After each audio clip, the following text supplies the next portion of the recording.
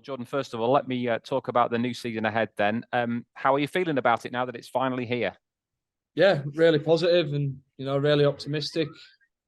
Me personally, it's been a while since, I've played a Super League fixture, and it's been a really long pre-season this year, and, the boys have had to work, really hard under Willie's new training regime. So, I speak for us all when I say that we're ready to get going now.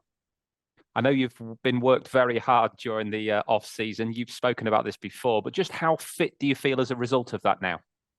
I feel fitter than I've done any other year, and whether that is all down to, Willie's new training regime and stuff like that, or whether it's because it's my first full pre-season for maybe 4 years, when I haven't had any injuries from the start of pre-season, or whether it's both working hand in hand. But this is the best I've felt personally, and it's the best I've seen quite a lot of the players look, personally as well. So it's only going to, make us stand in good stead for this year.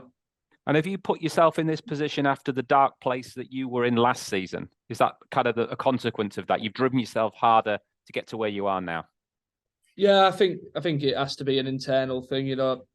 As a professional, you understand, especially when you're injured, you start addressing reasons why you got injured in the first place. And, I've looked back and probably thought that I was probably a bit underdone at the start of the year. And, I kept plodding on the start of the season, and eventually my body gave in on me. And it was probably down to not training as hard or for as long as what I have done this year. So, and I think that speaks for, collectively throughout the full club. I think we had a little bit of an easier pre-season last year. And, if you look at how many injuries we had, especially long-term injuries, they probably go hand in hand. So to do a complete flip around this year and, address that area.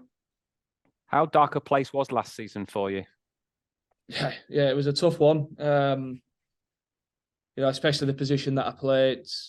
I'd like to say that I'm one of the key parts of, the machine, so to speak. And for me to not play for, the last 4 or 5 months of the season, I felt like I was letting everybody else down as well as myself. And yeah, I think long-term injuries are tough to deal with anyways. But, once you get the first 6 weeks of maybe feeling sorry for yourself out the way, once you start doing your rehab and things like that, you have little goal setting stuff that you do with, for us, we've got Jimmy, who's great.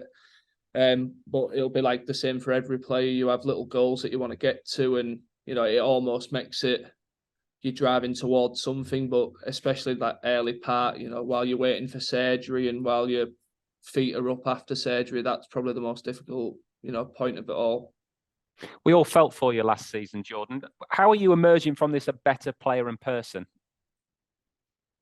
But I'd like to say that I can deal with adversity a little bit better now. Coming off the back of, the 21 year, we was 80 minutes away from a grand final, and then I, represented my country at the end of that year, and I had everything, in the palm of my hands to make 22 my best year, and it didn't work, and then I struggled with dealing with that. So I'd like to say that I'm a bit better in dealing with adversity, but I feel like I've matured a little bit more with not playing. I got to see, maybe my worth to the team when I'm not playing as well as when I am playing. So, that was quite nice to see that, or when I'm back playing, I'm going to make sure that I can do this for the boys, and probably learning a little bit more. We had Magsy come in at the back end of last season and take over as head coach, and now we've got Willie. So it's 2 more people that, I've worked under now as coaches. So that'll only make me a better player as well. How did you deal with such deep disappointment last season? What, in terms of the injury? Yeah, and who helped you most of all? No, obviously I've got a family at home that, they probably get most of the slack. And, when I'm feeling sorry for myself, I try not to take it into work as much as I can, but sometimes that's difficult. But, I'd probably say Jimmy and Dan, head physio, and Jimmy, who does all the rehab and stuff, that they were great and so understanding in, where my head was at. And, for the early part, I probably wasn't the easiest person to, get to do what they wanted to do. But we understood that it was a long-term injury, and, we're going to have ups and down days. And, like with any injury, it can't all just be a click of the fingers and it's, everything's great again. And, you know, I have huge respect for Jimmy, especially Jimmy, because in the off season I had a couple of targets that I still needed to hit, and you know, we could have done it the first week of pre-season, and then I'd have just been clear to train for week 2. But he started meeting me in my off season, you know, coming up to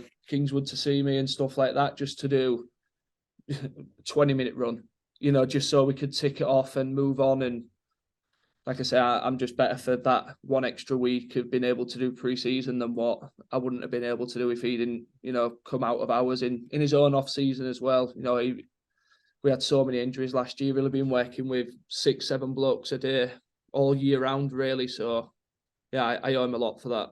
How driven are you then to get back to your best? Oh, massively.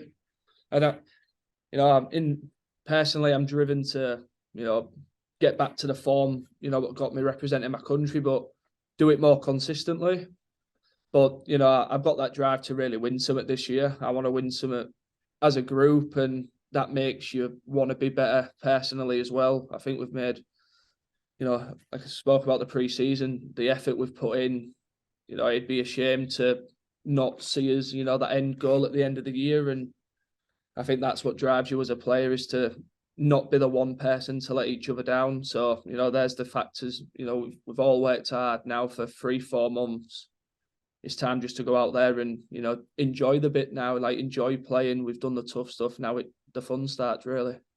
What have you missed most of all about playing? I mean, you've had a taste of it pre-season, haven't you? But what have you missed most of all about Super League?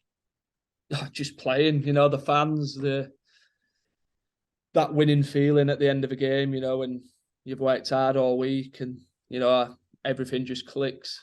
You know, the fans are behind you. You're making everyone proud. Your family's there to watch you. It's just that whole game day experience. You know, I've missed it, but I've only got to wait now 3 more days and then it's back again. Yeah, absolutely. We'll talk about this opener with Wigan in a moment or two's time. But what about this group? How tight knit is this group? Yeah, really tight knit. I think the one good thing about Hull KR, and especially since I've been back, you know, since 2019, 2020, we've always been quite a tight group. I don't think you can go through all the adversity that we've been through, especially last year with the injuries, if you're not tight knit. And, you know, the changing of coaches halfway through the year and all stuff like that. And as much as we probably weren't playing great, you could never fault our effort and our attitude. And I think that shows that we're a connected group. And this year we've just gone, you know, way past that. Willie's come in and, you know, we had the Tenerife camp, which was all about, you know, the hard work, but also just being around each other for 10 days. And that can go one way or the other. You know, if you're spending 10 days with the same group and you're tired, you know, you're getting flogged all day, it can very easily go the other way, where you start to, you know, irritate each other. But nah, it was the complete opposite. We was just loving, you know, being in each other's company and just loving coming to work. And you know what's coming. You know it's not going to be a very pleasant day, but you still love it. You just love being around each other and doing it together. And yeah, there's praise to Willie, but also praise to the way the boys are attacking every day. How is Willie different to what you've experienced before with previous coaches? He's intense. Yeah, he's very methodical in what he wants to do. He certainly leaves no stone unturned, so to speak. But yeah, he's got similarities to some coaches, but also he's got his own ideas as well, like every coach would. But I think he's exactly what this club needed at this moment in time. I think we've been known for playing a little bit off the cuff and, you know, not really looking like we have a structure, whereas Willie has structure. He's still going to allow us to play, you know, to our strengths. And, you know, if we have a quick play of the ball, we've got the 2 best dummy halves in the league. They are going to create something off the back of that. But it's also having, you know, the structure in place to then generate that quick play of the ball for, you know, our main threat. So I think he's probably the perfect coach to bring in now in terms of his philosophies. And, you know, one of his main ones is just, you have to work hard if you want to wear this jersey. And, you know, that started from day one of pre-season. You could see just what this club meant to him and what it meant for him now to be a head coach. And, you know, if we're going to last under Willie Peters. You know, it's not going to be the other way around. It's if we want to still be playing under Willie Peters, then, you know, we have to work hard and, you know, we have to do exactly what he wants, or you're not going to get picked. So I think that's the one refreshing thing about a new coach is everybody starts from scratch, really. Reputation means nothing because, you know, you've got 3 months to get, you know, on side with him, really. Otherwise, you won't be getting picked for round 1. And he made that apparent from, you know, the first conversation that I had with him. How do you rate your prospects of making the playoffs this season? Yeah, I'm really confident. I think we look at you know, our squad and, you know, the depth that we've got this year and just the quality of players that we've got. And yeah, I go into the season fully confident that playoffs should be like the bare minimum of what this club should be able to get to. And, you know, I'd be so disappointed if it wasn't that, and I'd see that as a disappointment rather than, you know, a success for just making the playoffs. I'd be disappointed if we didn't. To what extent do the new lads help improve what you had last season? Experience. You know, hopefully they're going to stay injury free, which, you know, unfortunately last year some of the boys that have moved on weren't great at being on the field, and, you know, that's no disrespect, but I'd like to think we're bringing in some more durable players. Obviously, we're bringing in Reese, Jesse, and Tom, who was playing quite a lot last year. So, you know, they're coming off the back of a tough season over in Australia, which, you know, is a fantastic competition to come in, and we're getting them at the right point in their career as well. Especially, you know, Reese and Tom, you know, that they're still in their 20s. We're getting them just as they're about to hit the prime. And then Jesse's just a couple of years older, but he's going to probably be almost like that father figure for the pack. And especially for the young kids that we've got coming through, Jesse's great. He's a great talker, and, you know, he almost demands the respect in the way that he carries himself. So they all bring their own little stuff. And in terms of the English talent that we've brought in, obviously we've got Batch, who's, you know, he's probably been our best trainer all pre-season, and, you know, it was a little bit of an unknown until maybe last year at Wakefield, really. I think that was probably his best year at Wakefield. So for us to be able to sign him just as he's starting to now find his way in Super League, it's, you know, it's exciting for the club. What type of yardstick will Wigan be for your first game then in this one? They're the ultimate test, aren't they? You know, they did a job on us last year in round 1, so, you know, there's that as well. But yeah, they'll be disappointed in the way they finished their season last year. I think, you know, for all money, it was going to be Saints Wigan grand final last year, and then they get beat by Leeds. So they've probably had that be in the bonnet all pre-season, and, you know, they've probably been taken to some dark places throughout pre-season as well, and they'll want to address that as early as possible and show, you know, what they're going to be about this year. We're under no illusions that it's going to be a tough fixture. You know, that like I said, that's a team that should have probably got to the grand final last year. So we're going to be at our A game, you know, to come away with a win. But if both teams turn up with their A games, then I'm confident that it's us that come away with the point. Top man, Jordan, thanks ever so much for being generous with your time. Wish you well. Hi, Jordan. You all right, buddy? Hi, mate. How are you doing? Yeah, good chat. I've only got one for you because obviously we only spoke 2 weeks ago, so I won't keep you for too much longer. Obviously, you mentioned the injuries there. How vital is it for Rovers and yourself, especially, to keep that span of Lachlan, Rowan or Mikey, whoever it may be, yourself and the 2 dummy halves you mentioned, on the pitch consistently? Because like you said, when everyone's on the field, Rovers are a totally different side, aren't they? We are, yeah. And, you know, there's not many teams that can lose both the halves and the fullback for a substantial amount of a season and win something. You know, I know St. Helens lost their number 7 last year, but he was the only one. So you know, your spine is your most important part of a team. That's why it's called the spine. You know, without it, you're not doing anything. So, you know, there's pressure on me to stay injury free, and there's pressure on the other boys to stay injury free. But if we can do that, you know, all the confidence in the world that, you know, it's going to be a successful year for us. And you claimed them both as the best 2 dummy halves in the league. You've known Jez for years, haven't you? Come up the ranks at FC's academy and now at Hull KR.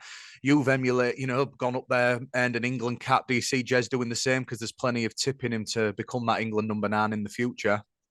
100%. I think as a dummy half partnership, you know, Matt and Jez together are the best in Super League. You know, obviously we've got other hookers. We've got, you know, James Roby. You know, just to say one, he is, you know, the ultimate hooker. But as a partnership, Jez and Matt are by far the best in Super League, in my opinion. And yeah, Jez is, if he keeps going on, you know, the development path that he's going, and, you know, as Matt gets a bit older and Jez gets the more minutes, you know, once it's maybe flipped over and it's Jez that's the starter and Matt coming off the bench, you'll see, you know, the type of player that Jez is going to be. And yeah, I'd be disappointed if he wasn't the England hooker, you know, in the next 4 or 5 years, but it all depends on how he goes. And, you know, you don't know what's going to happen, but if he carries on the way that it's going, then, you know, I'd like to think that it's probably is going to be in a couple of years.